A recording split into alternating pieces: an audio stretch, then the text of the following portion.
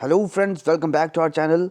जैसा कि हमने आपको कहा था कि आज के क्लास फोर्थ के एग्ज़ाम का जो हुआ था उसकी एनालिसिस हम आपके साथ शाम को शेयर कर देंगे।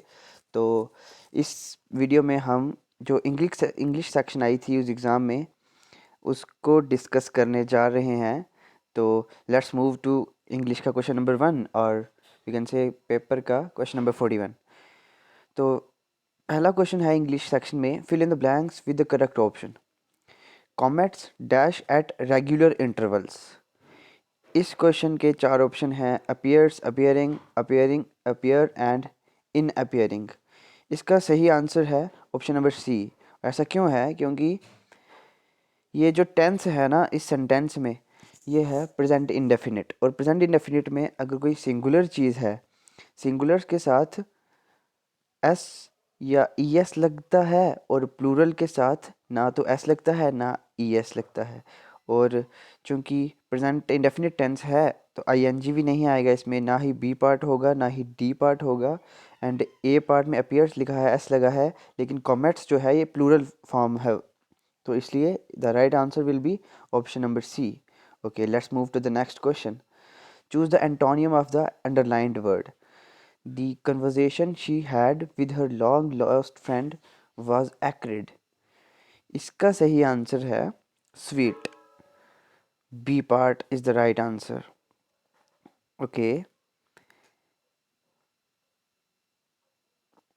then let's move to question number third of English section. Fill in the blanks with the correct option. I find it very tiring to do dash same job day after day. Option number A is no article, B an, C a and D the. तो यहाँ पर जो है सही answer है D part, यानी कि D. Question number 4, identify the synonyms of the italicised word. The human ear lets in a very limited range of frequencies. और यहाँ पर आपको दिख रहा है इस क्वेश्चन में इटैलिसाइज्ड जो है, इटैलिसाइज्ड वर्ड है लेट्स इन, बिकॉज बाकी जो वर्ड्स हैं वो बिल्कुल नॉर्मल हैं, लेकिन लेट्स इन जो है थोड़ा सा टेढ़ा है, और इसी टेढ़े वर्ड को हमने क्या करना है, इसी का सिनोनियम ढूंढना है। और लेट्स इन का मतलब आने देना, अंदर आने देना। हमारा जो कान है वो वेरी लिमिटेड फ्रिक्वेंसीज की आवाज़ को अलाउ करता है, या फिर या लेट इन करता है, उसे अलाउ करता है। तो इसका आंसर होगा option number A, allows. Okay, let's move to the next question. Fill in the blanks with the correct option. John is never dash silent spectator in any argument he witnesses. तो इसका answer होगा friends, इसका right answer है part number A. जी हाँ, ए part. देखिए, इस समय हमारे पास ज़्यादा टाइम नहीं है, इसलिए हम सिर्फ आपको सही सही आंसर्स लगवा दे रहे हैं, ताकि आपको अंदाज़ा लग जाए कि आपका एग्ज़ाम कैसा हुआ, या फिर इनके सही आंसर्स जो हैं वो क्या क्या होंगे। ओके गाइस, इसके बाद इन फर्स्ट 5 क्वेश्चंस में के बाद जो है एक पैराग्राफ आया था। इस पैराग्राफ को हमें, या पैसेज को अच्छी तरह से पढ़ना था, फिर इससे रिलेटेड नेक्स्ट पेज पर क्वेश्चंस थे, उन्हें हमें सॉल्व करना है या उनके सही सही आंसर्स देने हैं। Okay, question number 46। अभी मैं पैसेज को नहीं पढ़ रहा हूँ, मैंने ऑलरेडी पैसेज पढ़ रखा है और उसके आंसर लगा रखे हैं, तो आप देख लीजिए इनके आंसर्स, राइट आंसर्स क्या क्या हैं।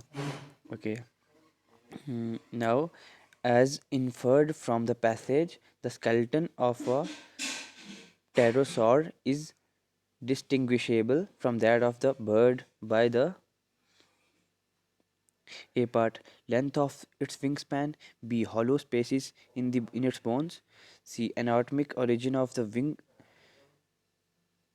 strut, and D part is evidence of the hook-like projections on its hind feet. इसे पैसेज को पढ़ने के बाद राइट आंसर निकल के आता है part number C. Okay, let's move to the next question.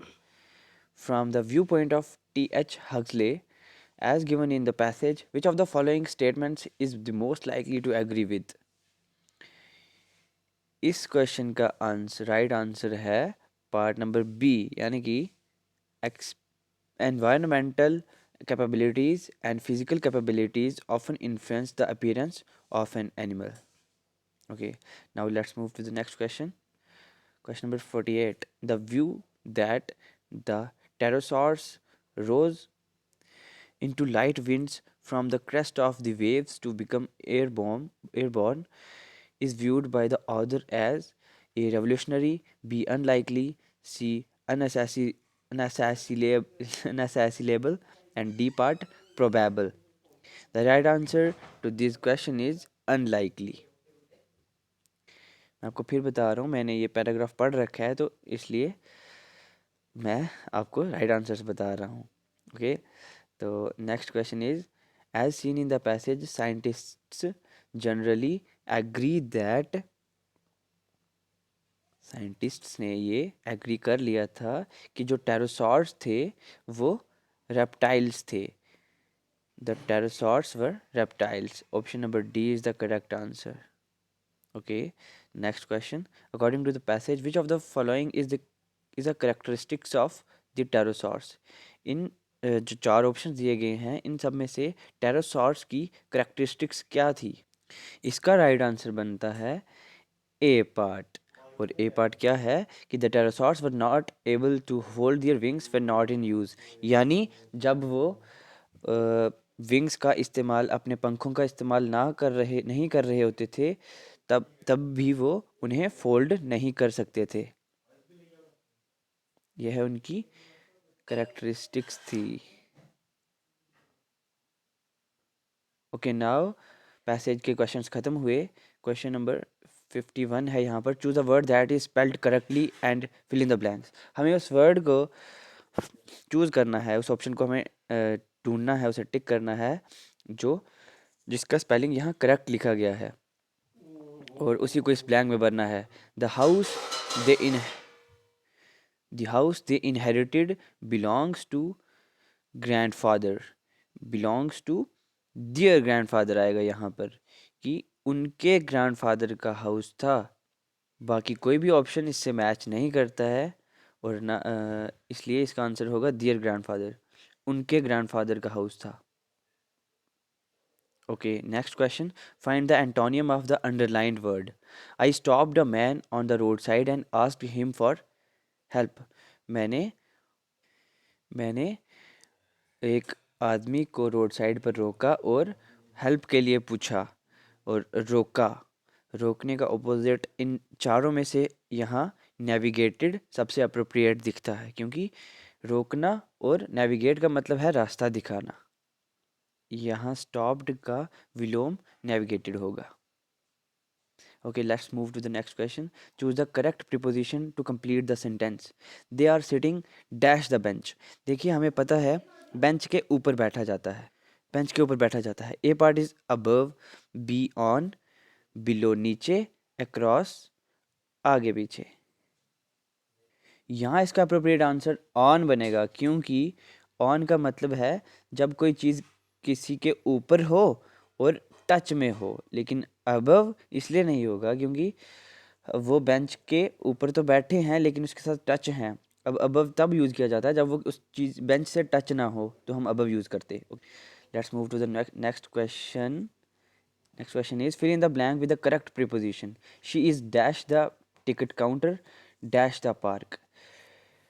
She is dash the ticket counter dash the park. Park में थी वो. पार्क में ही होता है ना, तो इन आएगा इन द पार्क.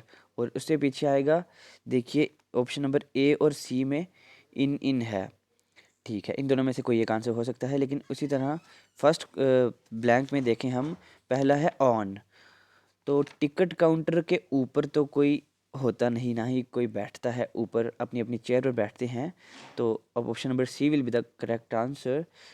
यहाँ से हमें क्या मिलता है? She is at the ticket counter. वो टिकट काउंटर पर और पार्क में थी, पार्क में टिकट काउंटर पर थी. Okay, let's move to the next question. Fill in the blanks with the correct option. The film in New York the film dash in New York next week. इस question का answer होगा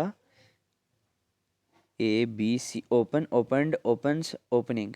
देखिए opening तभी, opening अगर use करेंगे हम तो पीछे इज़ एम आर का यूज़ किया जाता है, आपको ये पता है, प्रेजेंट कंटिन्यूअस की वो का रूल है। ओके, ओपनिंग नहीं आएगा। ओपनड, ओपनड क्यों नहीं आएगा? क्योंकि ये फ्यूचर की बात हो रही है और opened is a third form of verb जिसमें पास्ट वो भी नहीं यूज़ होगा। ओके, ओपन भी नहीं यूज़ होगा क्योंकि फिल्म एक है और क्योंकि फिल्म, हाँ क्योंकि फिल्म सिंगुलर है और सिंगुलर के साथ एस आर ई एस लगाना होता है, इसलिए option number C will be the correct answer. Yes. Okay, let's move to the next question. Next page पर हमारा क्वेश्चन है, change the given sentence into a complex sentence. Okay, sentence दिया गया है, follow this diet regularly and you will soon lose weight.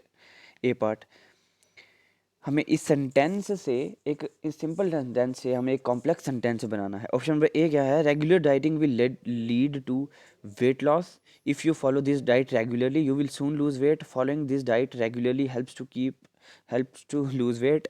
And D part is follow this diet regularly और you will not lose weight. देखिए जब भी हमें simple sentence का कोई कॉम्प्लेक्स सेंटेंस बनाना होता है तो हमें उसके उसके दो सेंटेंस में बांटना होता है। उस सिंपल सेंटेंस को हमें दो सेंटेंस में बांटना होता है और उनको प्रॉपर कंजक्शन से हमें जॉइन करना होता है। यहाँ पर देखिए ऑप्शन नंबर बी जो है, प्रॉपर कंजक्शन में जॉइन करना होता है और उसके साथ एक इफ़, ऑल्दो, दो जैसे वर्ड्स का यूज़ करके हमें सेंटेंस को कंप्लीट करना होता है। और you can see in option B we have if is use if you allow this right regularly. और हाँ, एक खास बात और ये है इसकी कि कि इसमें एक सेंटेंस डिपेंडेंट होता है दूसरे पर और दूसरा वाला इंडिपेंडेंट होता है। तो ऑप्शन नंबर बी में आप देख रहे हो, if you follow this diet regularly you will soon lose wait. If का यूज़ हो रहा है नंबर दो की दो सेंटेंसेस हैं। नंबर तीन जो सेकंड पार्ट है ना, you will soon lose weight, वो डिपेंड कर रहा है फर्स्ट वाले सेंटेंस पर। तो right answer will be option number B. Okay, next question, identify the synonym of the underlined word. The heat gradually dissipates into the atmosphere. dissipate का मतलब होता है ख़त्म हो जाना, ख़त्म हो जाना। तो हीट जो है ख़त्म हो गई, या इन चारों में से अप्रोप्रिएट आंसर होगा ए पार्ट। राइट आंसर होगा ए पार्ट, डिसअपियर, ख़त्म हो जाना या गायब हो जाना। जो गर्मी थी वो एटमॉस्फेयर में गायब सी हो गई, ख़त्म सी हो गई। डिज़ोल्व का मतलब है मिक्स हो जाना। इनकॉर्पोरेट भी नहीं होगा इसका आंसर और सॉलिडिफाई भी नहीं होगा। सॉलिडिफाई मतलब सॉलिड जैसा बन जाना, तो वो भी नहीं होगा। ओके, question number 58, fill in the blank with the correct option. The dash cost of dash new scheme outweighs its supposed benefits. देखिए कॉस्ट के पीछे यहाँ जो है, यहाँ दी आएगा, आंसर सही है। आंसर राइट आंसर इसका पहली ब्लैंक में द आएगा। The cost of dash new scheme है, तो new is you know consonant and consonant के पीछे एन तो लगता नहीं, तो बी या सी में से the C will be the correct answer, क्योंकि the cost of the new scheme. एन इसलिए नहीं आएगा क्योंकि न्यू के पीछे एन नहीं लगेगा because it's a consonant and vowels जो हैं, अगर एन की जगह कोई वॉवल होता तो उसकी तब हम एन लगा सकते थे पीछे। Question number 59, choose the word that is spelled correctly and fill in the blanks. Physical dash is important for good health. ये सबसे आसान क्वेश्चन है दोस्तों, सबसे आसान क्वेश्चन कि फिजिकल एक्सरसाइज, हमें पता है exercise is important for good health and exercise का स्पेलिंग तो मुझे उम्मीद है आप सबको आता होगा, EXERCISC। Part number B is the right answer. EXERCISC. Okay. Next question. Fill in the blanks with the correct option. Jane wanted dash camera to take dash pictures of her friends on graduation day, but now she doesn't need it. देखो, Jane wanted a camera, बिल्कुल एक camera चाहिए उसे, तो ए आएगा। और साथ में कैमरा का जो फर्स्ट लेटर सी है ये कॉन्सोनेंट है और पीछे इसके एन नहीं आएगा, तो ऑप्शन ऑप्शन नंबर ए, सी और डी में से कोई एक राइट आंसर होगा। ओके, तो अब हमें कैसे देखना है, ए आ गया अब a camera to take dash pictures of her friends, much pictures, few pictures या सम पिक्चर्स। फ्यू पिक्चर्स, ये बात जचती नहीं है कि जेन को कैमरा चाहिए था थोड़े से कुछ पिक्चर्स लेने के लिए, बिल्कुल नहीं जचती बात। ओके, या फिर हम कहें कि कहाँ गया क्वेश्चन, ओके, मैनी पिक्चर्स वाली बात भी नहीं जचती, लेकिन सम पिक्चर्स वाली बात जच जाती है कि उसे कुछ पिक्चर्स लेने थे अपने दोस्तों के लिए, इसलिए उसे कैमरा चाहिए था, लेकिन बाद में उसे ज़रूरत नहीं पड़ी उस कैमरे की। ओके, तो D part is the right answer. Okay guys, तो इंग्लिश सेक्शन हमने इस एग्ज़ाम की कंप्लीट कर ली है, और इसके साथ ही जीके की सेक्शन की वीडियो भी इस चैनल पर अपलोड हो चुकी होगी, या हमारी टीम लगी हुई है उसे प्रिपेयर करने में। ओके, तो गाइज ऐसे ही बने रहिए हमारे साथ, आपको एग्ज़ाम से, जॉब से एंड एजुकेशन से रिलेटेड कंटेंट इस पर लगातार मिलता रहेगा। And have a good day, all the best for your exam, कल वाले एग्ज़ाम के लिए। Have a good day, bye bye, see you. Subscribe कर दो यार, बाय बाय।